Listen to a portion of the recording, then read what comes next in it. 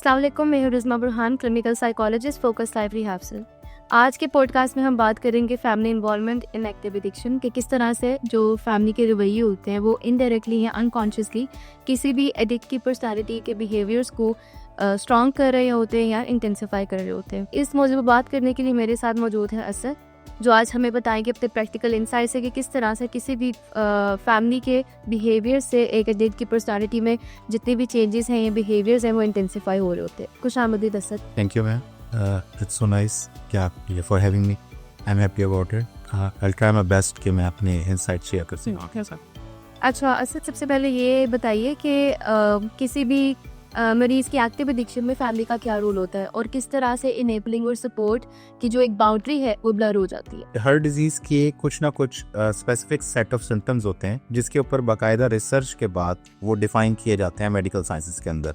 और एडिक्शन की डिजीज कुछ और क्रॉनिक डिजीज की तरह एक ऐसी डिजीज है जिसके अंदर फैमिली भी पेशेंट के साथ साथ इफेक्ट होती है। और there is a saying in a book जिसमें कहा गया कि एडिक्शन अपने टेंटिकल्स फैला लेती है पूरी फैमिली के अंदर, और पेशेंट के साथ साथ उसके जो लव्ड वंस होते हैं वो भी बीमार रवैयों में पड़ जाते हैं। और उसकी वजह ये है कि ये बीमारी, इसके 4 ट्रेट्स हैं, और वो ट्रेट्स जो कि साइंस में हमें बताए गए हैं वो हैं bio, psycho, social and spiritual.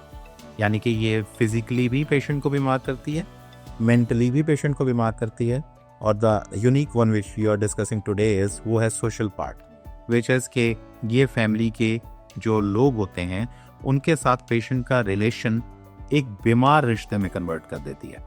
यानी कि अनजाने में फैमिली मेम्बर्स कुछ ऐसे रवैये इख्तियार करने लग जाते हैं जो कि वो समझते हैं कि ये करने से शायद ये पेशेंट, क्योंकि पहले तो वो उसको बीमारी नहीं समझ रहे होते, जिसकी वजह से वो ये समझते हैं कि शायद इसकी ये जो किरदार की ख़राबियाँ हैं, ये किरदार की ख़राबियाँ इसलिए हैं क्योंकि ये बिगड़ा हुआ है, जान के करता है, उम्र इसकी ऐसी है। इस तरह की बातें हमें फैमिलीज़ की तरफ से सुनने को मिलती हैं।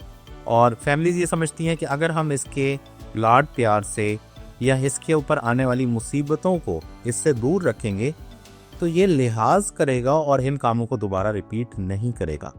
हालांकि वो ये नहीं समझ पा रहे होते कि जैसे अगर किसी पेशेंट का पेट का मसला है या किसी पेशेंट की कोई भी और बीमारी है, किसी को बुखार है, तो अब वो उसको अगर आप एक चॉकलेट खिला देंगे तो उसका बुखार कम नहीं हो जाएगा।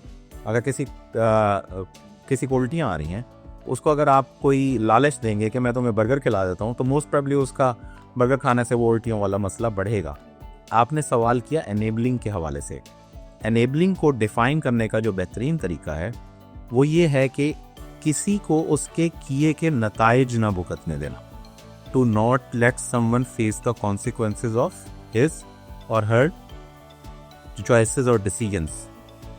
होता ये है कि जब कोई एडिक्ट कोई ऐसा रवैया अपनाता है अपनी बीमारी की वजह से, ही और she is not to blame, कोई भी, nobody is here to blame actually, लेकिन वो अपनी बीमारी की वजह से कोई ऐसा रवैया अपनाता है जिसकी वजह से उसे कोई ना कोई बुरा नतीजा फेस करना चाहिए था, लेकिन फैमिली उसको वो बुरा नतीजा फेस करने नहीं देती। जैसे कि मिसाल के तौर पे कि अगर कोई पेशेंट किसी जगह पे पुलिस से पकड़ा जाता है या किसी जगह पे उसने किसी से उधार ले लिया, और वो उधार लेने वाला या वो पुलिस जब कॉल करती है तो घर वाले फौरी तौर पे अपने रिसोर्सेज को इस्तेमाल करके, जो कि उनके पास चाहे बेपनाह हो या ना हो, they are trying to save face at that time, किसी को पता ना चल जाए, वो उस पेशेंट को उस रवैये का नतीजा भुगतने नहीं देती, जिसकी वजह से उस पेशेंट को अपने रवैये का जब नतीजा नहीं मिलता तो उसे ये लगता ही नहीं है कि मैंने कुछ गलत किया है। अब फैमिली कहती है कि ये मेरी मजबूरी है, लेकिन पेशेंट इसको इस तरह लेता है कि मैंने कोई गलत काम किया ही नहीं है तो इसलिए मुझे रुकने की ज़रूरत नहीं है। तो एनेबलिंग जो है वो इट इज़ अ वे के जो कि एडिक्शन के सर्वाइवल के अंदर एक बहुत बड़ा रोल प्ले करती। सो दैट्स हाउ के एनेबलिंग के जो ये प्रोसेस होता है, फैमिली इसको नाम देती है हेल्प का। फैमिली कहती है कि अगर हम ये ना करते तो क्या करते। हालांकि इसका जवाब बिल्कुल सादा सा है कि आप ये ना करते, ये करते, कि आप ये ना करते और पेशेंट को अपने किए का नतीजा भुगतने देते, ताकि उसके किए का सेक उस तक पहुंचता और फिर वो खुद मदद मांगता। फैमिली को एक शिकायत ये भी होती है ना कि मैं ये पेशेंट जो है ये मदद क्यों नहीं मांग रहा, मेरी फैमिली को भी मुझसे ये शिकायत थी कि ये क्यों नहीं कहता कि मैं प्रॉब्लम का शिकार। तो उसकी वजह ये है कि हमें प्रॉब्लम नज़र ही नहीं आती, हमारी फैमिली हमें वो प्रॉब्लम फेस नहीं करने देती। अच्छा, इसके अलावा हम बहुत से केसेस देखते हैं, बहुत से केसेस इधर रिपोर्ट होते हैं जिसमें फैमिली हिस्ट्री में देखा जा रहा होता है कि गुज़िश्ता जितने सालों से मरीज़ नशा कर रहा है, तो मरीज़ के ऊपर प्रेशर भी डाला गया फैमिली की तरफ से, ताने भी दिए गए, कंट्रोल भी किया गया, लेकिन जो एडिक्टिव बिहेवियर था वो कभी कम हुआ ही नहीं। तो इसके पीछे क्या वजह हो सकती है, आप अपने एक्सपीरियंस से क्या बताएगी? वी एज ह्यूमंस, हम लोग डिज़ाइन हैं कि हम लोग, अल्लाह ताला ने हमारा जो हार्डवेयर का निज़ाम रखा है, वो जो हमारा ब्रेन है वो लेन देन पे चलता है। We are designed in this way कि हम अदला बदली से चलते हैं कि you scratch my back, I scratch yours. अभी जो हमने पहला क्वेश्चन डिस्कस किया कि एनेबलिंग का रवैया, एनेबलिंग के रवैये के अंदर जब फैमिली पेशेंट के साथ ये रवैया रखती है कि जिसमें वो उसको उसके कॉन्सिक्वेंसेस फेस नहीं करने देती, तो इसका अगला हिस्सा ये है कि फिर वो कॉन्सिक्वेंसेस कौन फेस करता है? वो फैमिली खुद करती है, और बदले में वो पेशेंट से जो एक्सपेक्ट कर रही होती है, पेशेंट वो करने के काबिल नहीं है, जिसकी वजह से फैमिली को अंदर से ये फीलिंग आती है कि इस लेन देन के रिश्ते में we are at a loss, हमने कुछ गवाया है, यहाँ पे हमें घाटे का, खसारे का सौदा रहा है। जब किसी को किसी सौदे के अंदर खसारा महसूस होता है तो फिर वो इस चीज़ को अपना हक समझता है कि वो सामने वाले को इश्तियाल दिलाए या उसको बुरा भला कहे। जब फैमिली एनेबलिंग करने के बाद अपना नतीजा हासिल नहीं कर पाती, जो कि वो चाहती है वो कर पाए, और पेशेंट भी चाहता है कि वही नतीजा उन्हें मिले, ये मैं आपको एज अ पेशेंट अंदर की बात बता रहा हूँ, लेकिन पेशेंट के बस में नहीं है, वो चाह के भी ये नहीं कर पाता।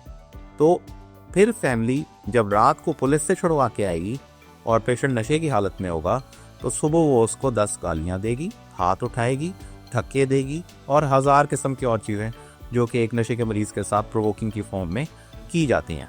जब एनेबलिंग हुई तो पेशेंट को अपने किए का नतीजा नहीं मिला, तो उसको फील ही नहीं हुआ कि मैंने कुछ गलत किया, नशा जारी रहा, और इनफैक्ट अनजाने में फैमिली ने नशा जारी रखने में पेशेंट की मदद कर दी। वो समझ रही थी कि मैं नशा रोकने में मदद कर रही हूँ, हालांकि वो उसका नशा जारी रखने में मदद कर रही थी। अच्छा, दूसरी तरफ फिर जब अगले दिन या उसी टाइम या रात को प्रोवोकिंग का सिलसिला शुरू हुआ, अब पेशेंट को वजह मिली इश्तियाल में कि अब मेरा और नशा करना बनता है। तो दोनों रवैये एज अ फ्यूल काम करते हैं कि वो पेशेंट की एडिक्शन को मज़ीद बढ़ाते हैं, चाहे एनेबलिंग और प्रोवोकिंग, और ये साइकिल में चलते हैं। इट्स अ सिम्टम ऑफ कोडिपेंडेंस की डिजीज़ बेसिकली, जो कि आपके पेशेंट की एडिक्शन को बढ़ाते हैं। और किसी भी एडिक्ट की लाइफ में एडिक्शन रह नहीं सकती अगर कोडिपेंडेंस और एनेबलिंग और प्रोवोकिंग रोकती है। ये बिल्कुल बेसिक सा फॉर्मूला है, और ये बगैर हेल्प के रोकी नहीं जा सकती। और हमारा आखिरी सवाल कि बहुत सी फैमिलीज़ में अब देख सकते हैं नॉर्मल हो गई है एडिक्शन। अच्छा, ऐसी फैमिलीज जहाँ पे एक एडिक्ट है और उसके एडिक्टिव बिहेवियर बहुत ज़्यादा इंटेंसिफाई गए, तो सबसे ज़्यादा एक बेहतर रोल क्या प्ले कर सकती है फैमिली का? तो क्या हेल्दी रोल हो सकता है फैमिली का? देखें, जब भी आपको कोई मसला दरपेश होता है ज़िंदगी के अंदर, this is rule of thumb कि जब भी आपको कोई प्रॉब्लम आती है ज़िंदगी में, कोई बीमारी आती है, कोई काम आपने करवाना होता है जो कि आप खुद नहीं कर पा रहे, और ये हकीकी बात है कि हर वो एडिक्ट की फैमिली जो ये पॉडकास्ट सुन रही है, अगर वो यहाँ तक पहुँची है तो ये यकीनी बात है कि वो ये खुद नहीं कर पा रही, क्योंकि साइंस ये कहती है कि वो ये खुद कर नहीं सकते। जैसे कोई अपना स्टंट खुद नहीं डाल सकता, जैसे कोई अपना घर जो है वो आर्किटेक्ट की मदद के बगैर नहीं बना सकता। एक there is a set of expertise जो उस काम के एक्सपर्ट के पास होती हैं, ठीक है। तो इसी तरह एडिक्शन के इलाज की एक्सपर्टीज़ भी एक एडिक्शन के इलाज के इदारे, और I will say the word इदारा here, basically it is not a one person job, ये एक बंदे के करने का काम नहीं है। इसके अंदर काफ़ी सारी एरियाज़ हैं, काफ़ी सारे पार्ट्स हैं जो कि कवर होते हैं, जो कि रिक्वायर्ड होते हैं, जिसके अंदर क्या है ना, जैसे एक एडिक्ट चौमुखी लड़ाई लड़ रहा होता है, इसी तरह इलाज करने वालों को भी चौमुखी लड़ाई लड़नी पड़ती है। वो हर डायरेक्शन में उसका इलाज करना पड़ता है।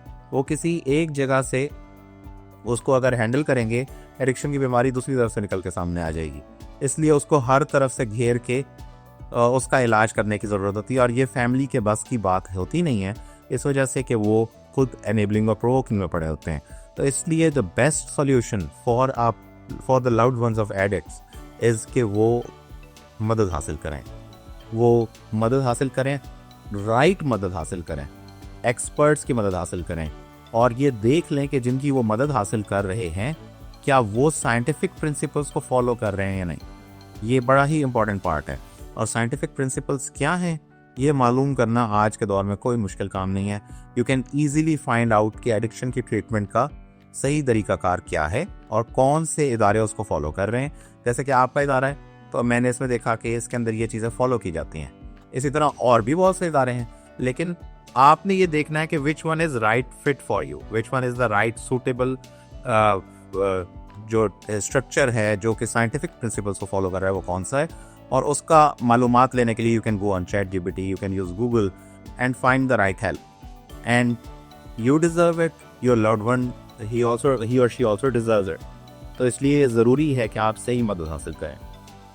बहुत शुक्रिया सर, आज की गुफ्तगू से हमें ये जानने को मिला कि जहाँ जहाँ हम ये समझते हैं कि फैमिली प्यार और हेल्प कर रही है, तो कहीं ना कहीं इनडायरेक्टली या अनकॉन्शियसली वो किसी के एडिक्टिव बिहेवियर्स को इंटेंसिफाई भी कर रही होती थ्रू इनेबलिंग एंड प्रोवोकिंग।